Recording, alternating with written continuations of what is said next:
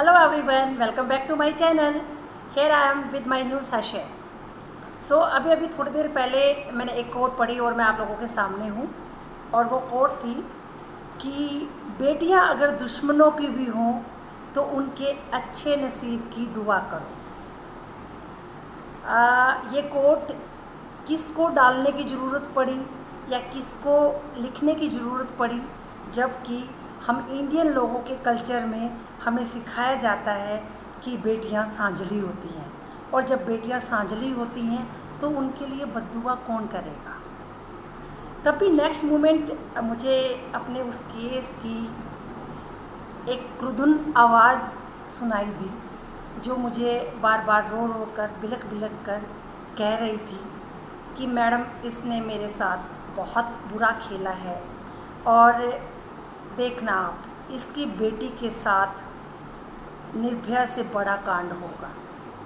ये मेरा वो केस है जो किसी को जानती थी 3 डिकेड्स से। एक डिकेड में 10 ईयर्स होते हैं, अप्रोक्स 3 डिकेड से वो उसको जानती थी, अप्रोक्स 2 डिकेड से वो दोस्ती में थे, अप्रोक्स हाफ डिकेड्स तक वो रिलेशनशिप में रहे। और ये इतना लंबा टाइम सिर्फ इसलिए चल पाया क्योंकि वो इंसान अपनी बेटी की कसमें या ये कहें झूठी कसमें खाकर उसके साथ खेलता रहा। तो अब वो दुआ देगी या बद्दुआ देगी वो तो उसी पर डिपेंड करता है। पर यहाँ एक सोचने की बात है, क्या उस लड़की की किस्मत में तो बद्दुआ उसी टाइम नहीं लिखी जाती है जो ऐसे बाप के घर में जन्म ले लेती है, जो उसके नाम पर खेलता है या उसको भी अनदेखा करके दूसरी औरतों के साथ खेलता है। तो मेरे हिसाब से कोई आम आदमी इस चीज़ को नहीं लिखेगा कि दुश्मन की बेटियों के लिए भी दुआ करो या उनकी किस्मत के लिए दुआ करो, उनके अच्छे नसीब के लिए दुआ करो। क्यों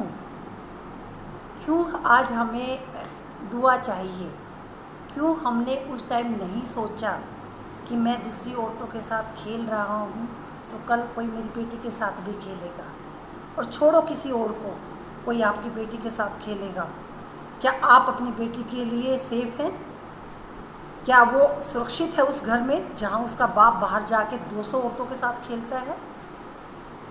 और जो बाप दूसरी औरतों के साथ नहीं खेलता है तो उसकी बेटियों को दुआ अपने आप मिल जाती है, उसको मांगने की ज़रूरत नहीं होती है, क्योंकि बेटियां सच में सांझली होती हैं और बेटियों को सिर्फ दुआ दी जाती है।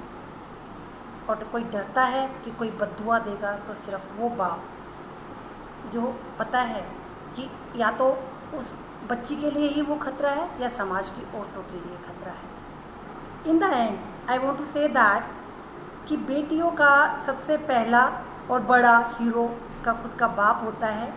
बस आप वही बनने की कोशिश करो, और बेटियों के लिए दुआ मांगी नहीं जाती बल्कि दुआ दिल से निकलती है। Thank you. If you like the content of my video, please like, share and subscribe my channel. Thank you.